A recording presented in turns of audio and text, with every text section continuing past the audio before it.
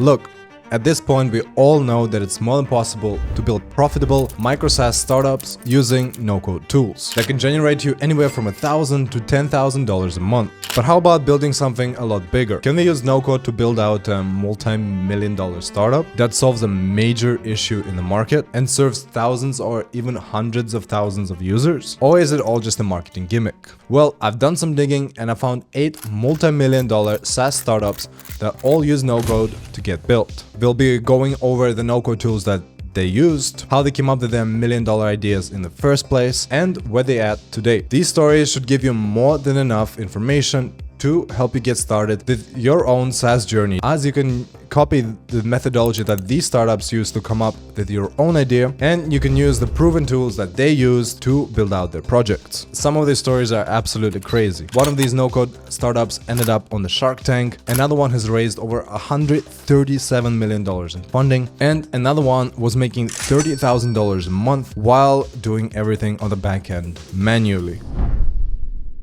The idea for this first startup was born from a personal experience. The founders Spencer, Jordan, and Austin Cassidy created Life Legacy after the passing of their father. They wanted to help other families be better prepared for life's inevitable events and make financial preparedness more accessible to everybody. And as none of the founders had experienced this software development before, nor did they have the capital to hire an in-house dev team, they decided to build out the startup using Bubble.io. Using Bubble, they built out their platform. The platform allows users to create a last will and testament, advanced healthcare directive, and financial power of attorney, all for $119 and under 15 minutes. Life Legacy also allows you to leave your will to a nonprofit, and it gives you flexibility on how you want to leave your legacy. It can be done in real estate, stocks, bonds, cash, or even crypto. Life Legacy users have already committed over $26,300,000 to nonprofits alone, which is some serious impact. By some estimates, over $84 trillion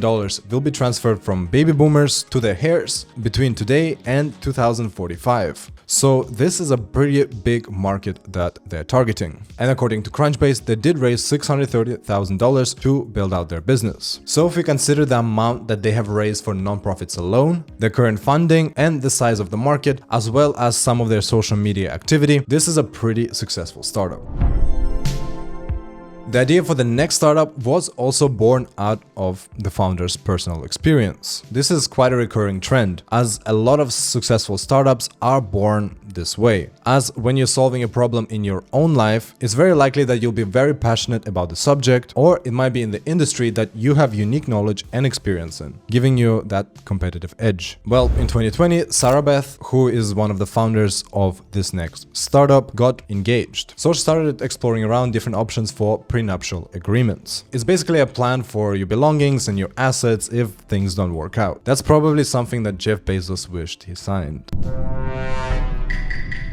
Well, during his search, Sarah Beth was shocked that there was basically no tech-oriented solutions. So she knew there was a gap in the market for tech product that could help people quickly create their prenups. It wasn't long until she stumbled onto a website that was made by Julia Rogers, who is a family attorney. She saw the same opportunity and has been working on her own version for the last 2 years. It was called Hello Prenup. However, when Sarah Beth tried to log in, she saw that the website was under maintenance, so it wasn't even usable. You see, Julia was building using overseas developers who didn't really care about the platform. They were completing their project just enough to get their paychecks. They didn't really have sustainability in mind. But Sarah Beth saw potential there, and she decided to join forces with Julia. After reviewing the entire codebase, Sarah Beth realized that she doesn't want to go down the traditional route again and risk their entire business being reliant on just a few developers. She wanted to have full control over the app, and that's why she decided to rebuild it from the ground up using Bubble. She built out the entire front end and database using Bubble and coded some custom APIs, as that was necessary to process data for the individual states, as they all have their own regulatory requirements. And it was perfect. The product was working exactly as they needed it to in just 3 months of work. May I remind you, Julia was working on this project for 2 years, the traditional developers,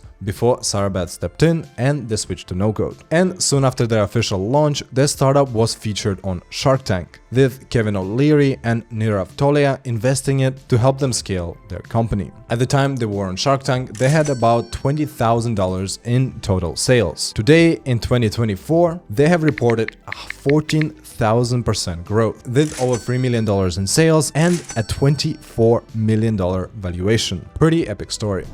Now, if you have an idea for your own software and you want to use no-code to get it to the market as soon as possible in the most cost-effective manner, then make sure to click the first link in the description, as we can help you do exactly that. But let's get back to the success stories.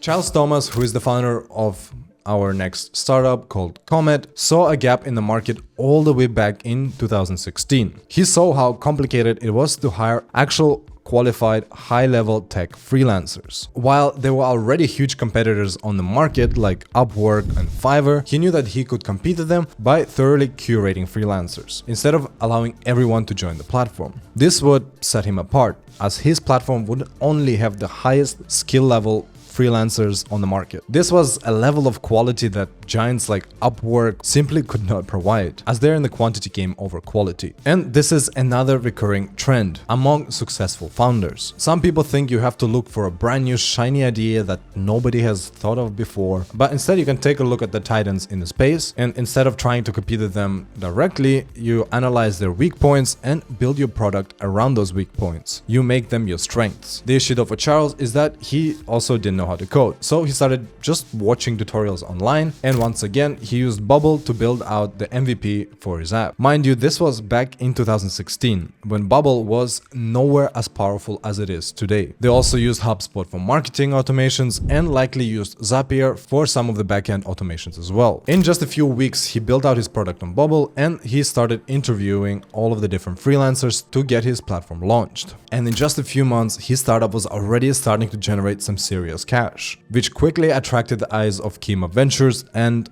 Otium Capital, who ended up investing over 14 million euros into his startup. Comet is still around, and they're one of the leading freelance platforms, with over 15,000 screen freelancers on their platform and 2,000 completed projects. Now, the next startup was built during C19. And due to that, they had to wait an entire year before their launch. But once they did launch, it was an epic success story. The founder of this startup, called TicketRev, came up with the idea for a startup during his early years into the entrepreneurship journey. His first business was buying and selling sneakers, and that made him realize that there should be a better way to carry out transactions for limited goods. Connecting the dots further, he realized that most event ticketing platforms out there sided with the sellers. So the sellers would list their tickets and the fans would buy them for the listed price.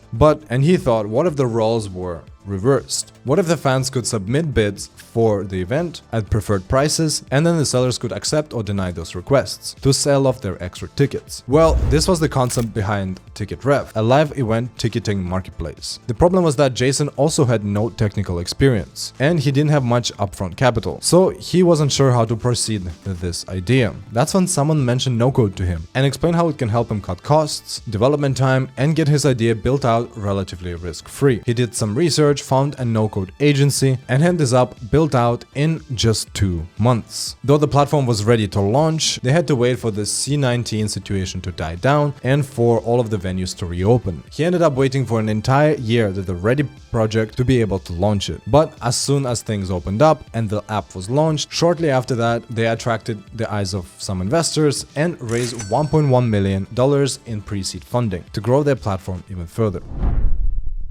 Now, this next startup is another good example of not trying to come up with a crazy idea and using something in the startup world known as copycat entrepreneurship, and more precisely, localization. What you do is essentially find a startup that works in another market and bring it to your own market. In 2019, the founder of this next startup, Jules, did exactly that. He realized that there was a boom in the US for personalized supplement subscription model. So he thought, why not bring that to Europe? Without any previous technical experience, Jules, who is the founder of this startup, and his co-founder Hugo got to work. In just 2 days over the weekends, using Bubble, they put together a functional homepage and a customer onboarding questionnaire. This was enough to start validating whether or not there's any demand for their idea. In the following months, they would gather customer feedback and iterate on their idea, which was easy to do as they had full control over their app with Bubble. After 6 months of work on this project, they raised a round of funding from angel investors, which they used to hire a small team and continue building the Bubble. In July 2020, they raised €1 million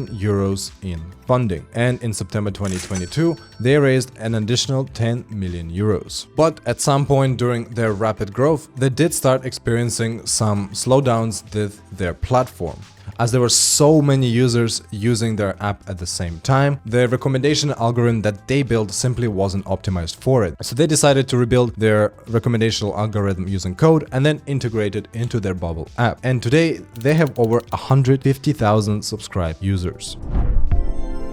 Now, this next startup is a pretty big one. Founded in 2017, Bloomtech, also known as Lambda School, is an online bootcamp for data science, web dev, and software engineers. It's basically an e-learning platform that launches their courses in cohorts. They built their MVP for over 3,000 students using Typeform, Airtable, and Retool. And as their business grew, they've added more no-code tools to their stack, like Webflow for the front end, Salesforce for their CRM, as well as Calendly for call scheduling, and of course Zapier for automations. Bloomtech now has raised over $137 million from 20 institutional and 16 angel investors, and they have reported to have around 150 employees as of 2019. So if no-code is good enough for a company of that size, I'm not sure what's holding you back.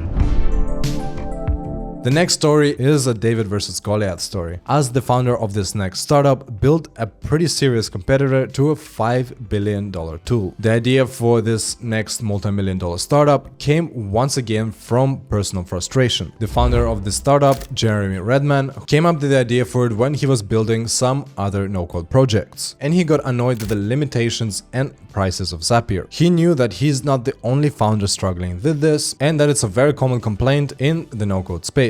So, like any other successful entrepreneur, he saw the gap in the market and started hacking up together a solution to validate his idea. And that was the birth of Task Magic, which is an automated virtual assistant which turns your walkthrough videos into automations. Now, Jeremy's first version of Task Magic was truly an MVP, as it was just a tally form with logic that brought in the API endpoints that Zapier had. But by using that and sending through lots of cold DMs as well as emails, he was able to find his first 200 users and reached 30,000 MRR. At that point, he was doing everything manually, so people would submit what automations they needed for Tally, and he would set up all these automations manually. After some miscommunications with customers, he realized that there was a little bit of a more effective way to do it. So he started asking his customers to send in Loom videos with the walkthrough of the things that they want automated. That's when the next version of Task Magic was born. It was a combination of no-code and custom code. The backend was built with an open source project called Puppeteer, landing page was made with Webflow, the front end made on Bubble, and database with Airtable. During their official launch in 2023, Jeremy also listed his startup on AppSumo, and as his product was great, he ended up being a record holder on there. That gave him a serious boost in users. To date, Task Magic has over 7,000 paying users and $4 million in annual recurring revenue. Our next startup is an online platform for employee development. They help connect specialists in fields like engineering with mentors from world-class companies. The mentors help the specialists to overcome any specific challenges that they might have in their position. And the employer can track the progress of their team members that are taking part in the mentorship. The startup was co-founded by Quang Huang and Jean Baptiste. The idea for Plato likely emerged from recognizing a need for a better mentorship platform and guidance for the specialists. It was once again built with Bubble. The latest information we have is from 2021, when they reached $19.7 million in revenue. Now, if you want to launch your own idea fast as well as cost effectively, then make sure to check out the links in the description down below. All of the startups that we talked about in this video, as well as the tools they used, are also there. And I'll see you guys in the next one.